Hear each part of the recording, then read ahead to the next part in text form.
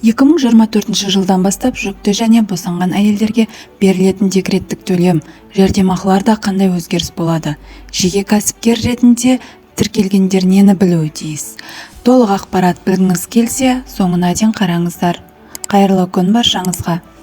Декреттік демалыс қанша күнге созылады? Демалыс рәсімдеу процесі, жүкті әйелдер мен босанған аналардың құқықтары, қандай құжаттар керек, бала 1 жарымға толғанша төленетін жәрдемақы, төлемдер мен жәрдемақы қалай есептеледі, кәсіпкер әйелдерге құлақ қағыз, 2024 жылы не өзгереді? Осы тақырып туралы айтылады, соңына дейін қараңыздар. Декреттік демалыс қанша күнге созылады? Қазақстанда жеңіл босанған жағдайда декреттік демалысқа 126 күн беріледі. Атап айтқанда, босанғанға дейін 70 күн, жүктіліктің 30 аптасында және босанған соң 56 күн деп есептеледі. Ал енді босанған кезде ауыр өтіп, кесір тілігі жасалғанда не егіз үшем болған жағдайда тағы 14 күн қосылады. Бұдан бөлек ядролық сынақтар өткізілген аймақтандырылған қалыпты жағдайда 170 күн, ауыр босанғанда не бір баладан көп бала туғанда 184 күн демалыс тағайындалады. Жаңа туған сәбиді асырап алған болсаңыз, бала өмірге келген күннен бастап санағанда 56 күнге еңбекке жарамсыздық парағын ашып демалыс ала аласыз. Елімізде бала күтіміне байланысты демалыс ұзақтығы 3 жыл. Осы уақыт ішінде жұмысқа ерте қосылсаңыз да өрік өзіңізде. Бірақ 3 жылға дейін үйде отырам деп шешсеңіз, штаттағы қызметіңіз сақталады. Сонымен бірге бала күтіміне байланысты демалысты әкелер де рәсімдей алады. Оны екеуі ара келісіп шешуге құқылысыздар. Демалыс рәсімдеу процесі. Алдымен тіркелген емханадағы гинеколог дәрігеріңізге барып, 30 апта толған кезде еңбекке жарамсыздық парағын аштырасыз. Ядролық сынақ өткізілген аймақтағы әйелдер 27 аптадан бастап шығады. Декреттік демалыс сол парақта көрсетілген күннен бастап рәсімделеді. Ал енді парақ ашарда нені ескеру керек? Алдымен жұмыстан анықтама апарып, параққа ондағы деректер толтырылады. Мөр қойылып, 2 дана парақты алған соң жұмыс берушіге апарасыз. Оны кадр бөліміне жауапты маман толтырып, 1 данасын өзіне алып қалады да, екіншісін қолыңызға табыстайды. Егер жеке кәсіпкер болсаңыз, оны өзіңіз не есепшіңіз толтырады. Ал енді әрі шаттық қызметкер, әрі жеке кәсіпкер иесі болсаңыз, онда еңбекке жарамсыздық парағының көшірмесін жасап, көшірмеге дәрігеріңіз белгі қойып береді. Парақ толтырғаннан соң 1 данасын халыққа қызмет көрсету орталығына барып өткізесіз. Қандай құжаттар керек болатынын сәл кейінірек айтамыз. Жүкті әйелдер мен босанған аналардың құқықтары. Жұмысқа кіргеніне қанша уақыт болғанына қарамастан, жүктілік пен босануына байланысты демалыс ала алады. Еңбек келісімшарты аяқталған күні әйел жүктіліктің 12-ші аптасында болса, онда медициналық қорытынды көрсетсе, келісімшарт бұзылмайды. Жұмыс беруші созуға міндетті. Еңбек келісімшартында жазылған болса, декреттік демалысты жұмыс беруші төлеуі мүмкін. Мысалы, төлем мөлшері мемлекет бекіткен максимум сомадан асып кетсе, шартқа қарай жұмыс беруші төлейтін кездер болады. Бала күтіміне байланысты демалысты баланың әкесіне не асырап алған адамға жұмыс беруші жалақы төленбейтін етіп рәсімдеуге міндетті. Келісімшартты демалыс аяқталғанша бұза алмайды. Бала күтіміне байланысты демалысты бөліп ала алады. Еңбек өтіліне бала қарап отырған уақыт қосылады. Декреттік демалыстан келген қызметкер төленетін кезекті еңбек демалысын алуға құқылы. Егер жұмыста қысқарту жүріп жатса, жүкті және баласы 3-ке толмаған әйелдер жұмыстан шығарылмайды. Егер бала күтіміне байланысты демалысты отырған әйел жұмысқа шыққысы келсе, 1 ай бұрын ескерту керек. Декреттік демалыстан жұмысқа ертерек шыққан болса, әйелге баласын емізуге әр 3 сағат сайын үзіліс беріледі. Қандай құжаттар керек? Табысынан айырылғанына байланысты берілетін 1 реттік төлемді алу үшін мына құжаттарды халыққа қызмет көрсету орталығына өткізесіз.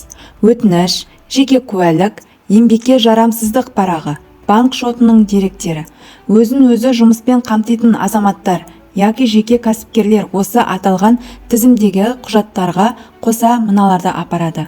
Жеке кәсіпкер ретінде мемлекеттік тіркеу туралы мемлекеттік ақпараттық жүйелерден алынатын мәліметтер, Қазақстан Республикасы Қаржы Министрлігінің 2018 жылғы 27 ақпандағы номері 306 бұйрығымен бекітілген жеке шоттарын жүргізу қағидаларына 16 қосымшаға сәйкес нысанына бойынша мемлекеттік кірістер органдары берген бюджетпен есеп айырысулардың жай-күйі туралы, сондай-ақ әлеуметтік аударымдар бойынша салық төлеушінің жеке шотына үзінді көшірме. Бала 1 жарымға толғанша төленетін жәрдемақы. Жәрдемақы алу үшін мына құжаттар сұралады.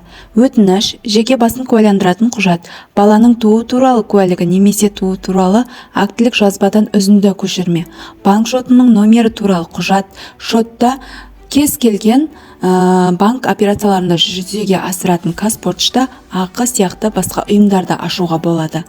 Есте ұстайтын жайт, Қазақстанда баланы сүйінші пұл мен 1 жарым жасқа дейінгі жәрдемақы көбіне проактив түрінде рәсімделеді. Яғни әйелдің базасында тіркелген номерінде 1414-тен хабарлама келеді.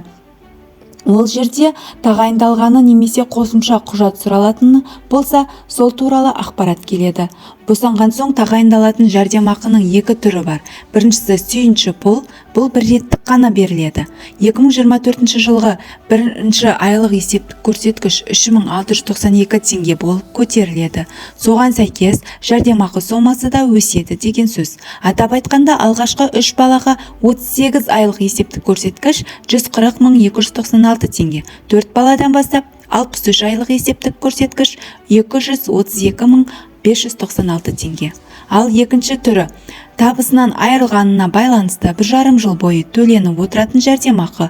Оның мөлшері әр әйелде әртүрлі есептеледі. Жұмыс істемейтіндерге мемлекет тарапынан берілетін жәрдемақы тұрақты бекітілген. Бірінші балаға 2024 жылы ай сайын 21.265 теңге, екінші балаға 24 жылы ай сайын 25.142 теңге.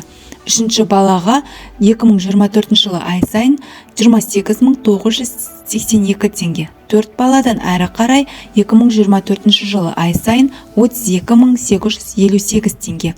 Жұмыс істейтін әйелдерге тағайындалатын жәрдемақы мөлшері оны кейінгі 2 жылдағы табысына қарай есептеледі.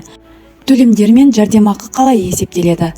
Табысынан айырылғанына байланысты төленетін 1 реттік әлеуметтік төлем былай есептеледі. Әйелдің кейінгі 12 айдағы табысы қосылып, 12-ге бөлінеді.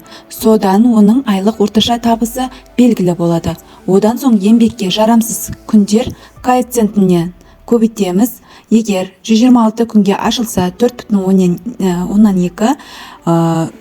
126-ны бөлеміз 30-ға тең 4,2, 140 күнге ашылса 4,7, яғни 140 бөлеміз 30 тең болады, 4,7 болады. Енді орташа айлығыңызды осы коэффициентке көбейтіп, декреттік төлем сомасын анықтай аласыз. Одан зейнетақы жарнасы ұсталынатынын ұмытпасаңыз. Егер айлығыңыз 7 төменгі жалақы мөлшерінен көп болса, онда төлем басқаша есептелуі мүмкін. Соны ескеріңіз. Енді мысал үшін есептеп көрейік. Айлық жалақыңыз 200 мың теңге болсын. Жоғарыдағы формулаға саламыз. 200 мыңды 4,2-ге көбейтіп, алып тастаймыз 10%-ке. Зейнетақы жарнасы қолға 756 мың теңге. Мемлекет 7 ең төменгі жалақы мөлшерінен аспайтын соманы ғана төлейді. Асып кетіп жатса, үстіндегі сомасын жұмыс беруші төлеп берсе болады. Ол үшін ондай тамақ еңбек шартында көрсетілуі керек. Мысал үшін есептеп көрелік. 2024 жылы ең төменгі жалақы мөлшері 85 мың теңгеге өсті. Енді табысы 7 төменгі жалақы мөлшерімен бірдей не одан асатын әйелдердің қанша алатынын шығарайық. Келесі жылы 7 төменгі жалақы мөлшері 595 мың теңге тең болады. Демек, формула бойынша былай 595 мыңды көбейтеміз 4,2-ге, алып тастаймыз 10%-ке. 2.249.100 теңге бұл мемлекеттің төлеп беретін максимум сомасы. Егер айлығыңыз бұдан жоғары болса, жұмыс беруші қаласа үстіндегі сомасын өтеп берсе болады. Бала 1,5 жасқа толғанға дейін төленетін жәрдемақы жұмыс істейтіндерге жеке есептеледі. Өйткені мөлшері орташа айлығына тікелей байланысты. Ол үшін кейінгі 2 жылдағы табыс есепке алынады. Кейінгі 24 айдағы табыстың бәрін қосып 24-ке бөлеміз. Осылайша орта табыс көлемі белгілі болады. Кәсіпкер әйелдерге қалақ қағыс. 2024 жылы не өзгереді? Жеңілдетілген жеке кәсіпкерлігі бар әйелдерге жәрдемақы тағайындалғанда мынандай 3 негізгі көрсеткішке назар аударылады. Салық декларациясына сай көрсетілген кезеңде тапқан табыс көлемі, әлеуметтік аударымдарды есептеуге арналған табысы, әлеуметтік аударым сомасы. Декреттік төлемдер мен жәрдемақы кәсіпкер әйелдерге жоғарыда айтылғандай төленеді. Формуласы да бірдей, бірақ есте ұстау керек нәрселер бар. Міндетті зейнетақы жарнасының мөлшері алатын төлемнің сомасына ешқалай әсер етпейді. Бұған деген жеке кәсіпкер иелері міндетті зейнетақы жарнасы мен әлеуметтік аударым сомасын өздері белгілей алатын. Сондықтан бұл екі табыс екі түрлі болуы мүмкін еді. Яғни зейнетақы жарнасын минимум сомадан төлеп, әлеуметтік аударымды максимумға төлеуге болады. Бірақ 2023 жылғы 1 шілдеден бастап өзгерді. Әлеуметтік кодекс нормаларына күшіне енілген бір әлеуметтік аударым мен зейнетақы жарнасын есептейтін база тең болу керек деген ереже бекітілді. Сондықтан 2023 жылдың 2-ші жартыжылдығынан бастап жеке кәсіпкерлердің төленетін аударымдары өзгерді. 2024 жылы төленетін жалақы мөлшері өсетіндіктен міндетті төлемдердің сомасы да көбейді. Осыны ескеру қажет. Ақпаратың пайдалы болса арнаға жазылып, лайк басып қолдап қойыңыздар. Назарларыңызға рахмет.